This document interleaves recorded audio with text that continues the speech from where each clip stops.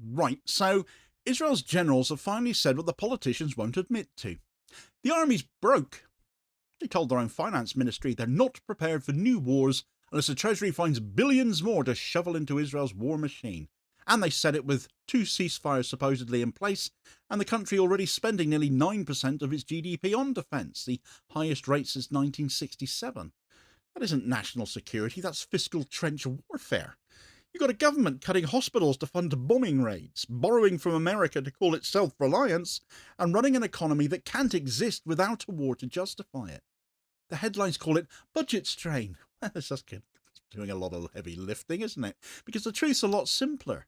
The machine that lives on crisis has eaten through all of its own fuel, and now it's complaining it's hungry and wants even more.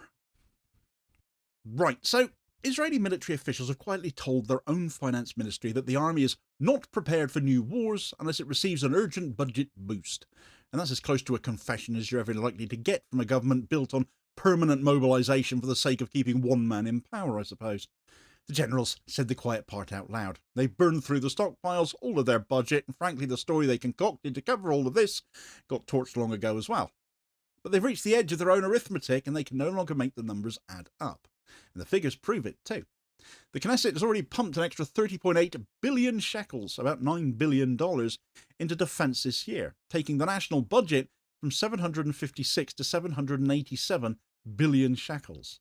Finance officials admit that still isn't enough. Another 42 billion shekels is penciled in for 2025-26 just to replenish munitions and rebuild capabilities, to maintain where they are currently standing at. Those numbers come straight from the ministries themselves, and that's on top of roughly 190 billion shekels already borrowed since 2023 just to keep that war machine fed, to keep the Gaza genocide and every other front they are engaged in warfare on going. The legal deficit ceiling had to be lifted to 5.2% of GDP just to let the Treasury keep on signing the checks. What the generals are really saying is that the IDF planned for a month-long war, maybe 6 weeks, not for a 2-year grind across multiple fronts. Gaza, Lebanon, Syria, Yemen, the map just keeps lighting up and the army keeps asking for more money to keep it going. They call it readiness, but the numbers demonstrate military fiscal exhaustion.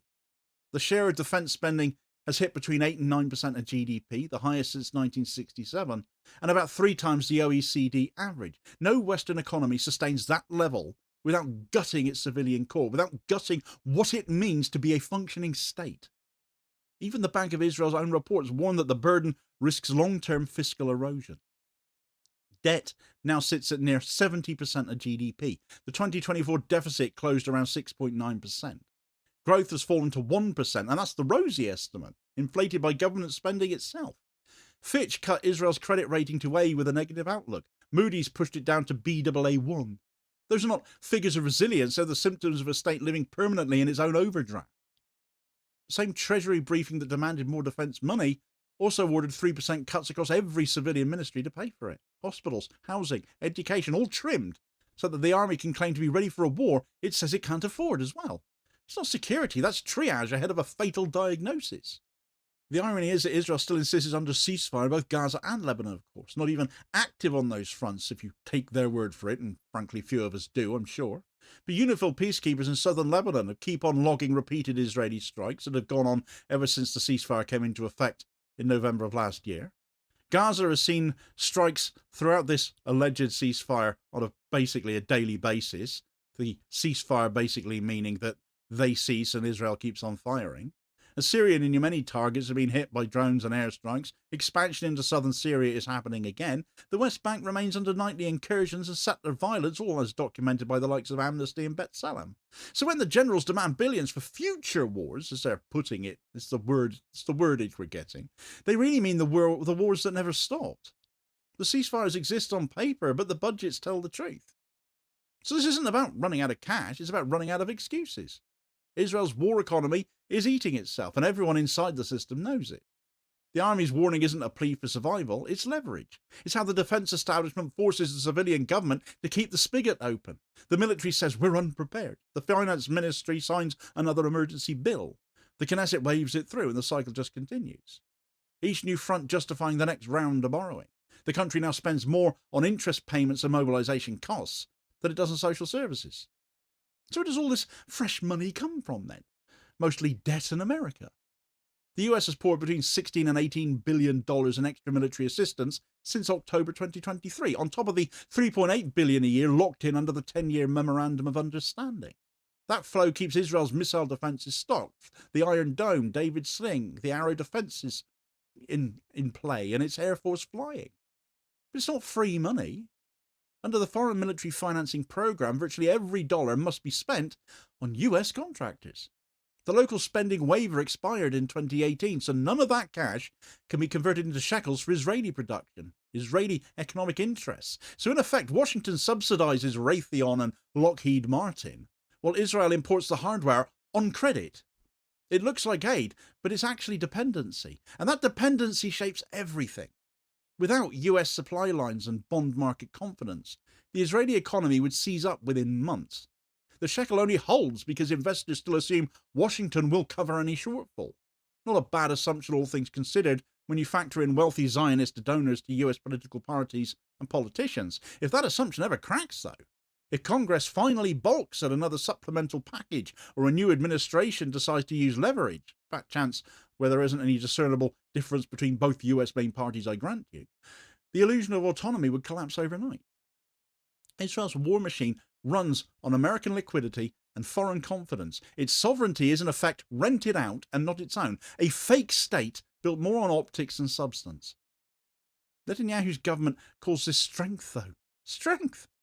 In truth, it's on life support. Every escalation he approves buys him time at home and debt abroad. When the Gaza front first cooled down, he decided to widen operations in Lebanon. When Lebanon quietened down, he hit Syria and Yemen. Every response restarts the emergency powers that keep his coalition together. And then there was that whole debacle in June with Iran, of course. There's supposedly a ceasefire in both Gaza and Lebanon, and yet Israel keeps on attacking, all paid for on tab. The generals talk about national defence. The Prime Minister uses it as political oxygen. Peace would expose the books, though, and the corruption trials waiting behind them for Netanyahu. And so his war continues, because it has to. But the domestic cost of it is mounting. Mobilisation has pulled tens of thousands of reservists out of the workforce, hollowing out the tech sector that once carried Israel's growth. Calculist has reported a slide in venture capital inflows and early-stage exits as investors price in risk, and startups have begun relocating to Europe or the US to escape that instability. A high-tech economy, as Israel has for a long time prided itself on, depends on predictability, not air raid sirens. You can't run cloud computing contracts when staff keep on being rotated to the front. Even Bank of Israel analyses admit mobilisation fatigue is eroding productivity and tax revenue.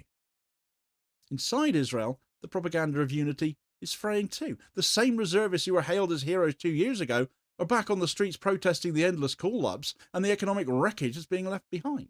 Inflation is biting, mortgages are rising, young families are being priced out while the government keeps on funneling billions into bombs. That's not defence, that's domestic austerity with camo gear slapped all over it. So the logic of the war economy is simple at the end of the day. Spend more today to survive tomorrow. But tomorrow never comes. The state that sold itself as a startup nation has become a defence contract state, its prosperity chained to the next escalation. When you read the fine print of the 2025 budget, nearly every new shekel of growth is government spending. Private investment's falling, exports are down, consumer demand is flat. The illusion of stability is built on borrowed money and US aid deliveries. That's why the generals went public with their unprepared warning, not to admit weakness, but to justify another round of borrowing before anyone else looks at the books. Israel can still pay its bills, but only because it's turned the war itself into an asset. Each new front has become a revenue stream. Debt sold to investors, aid drawn from Washington, fear traded for political survival. What used to be security policy is now a business model. That's why defence now swallows roughly 9% of GDP, and why the finance ministry is cutting hospitals to pay for it. It isn't about defending civilians in Sderot or Ashkelon anymore. It's about defending the government's ability to fund itself. The people running this system aren't stupid. They see the maths. They know the debt ratio creeping towards 70% of GDP means slower growth, higher interest, and even more austerity measures. They know Fitch and Moody's have both marked Israel down, signalling that bond markets are losing faith. And they know that without US cash infusions, the whole structure would buckle. The danger isn't ignorance, it's deliberate momentum. Stopping the war economy now would expose just how fragile the civilian economy underneath has become. And that fragility runs through every sector.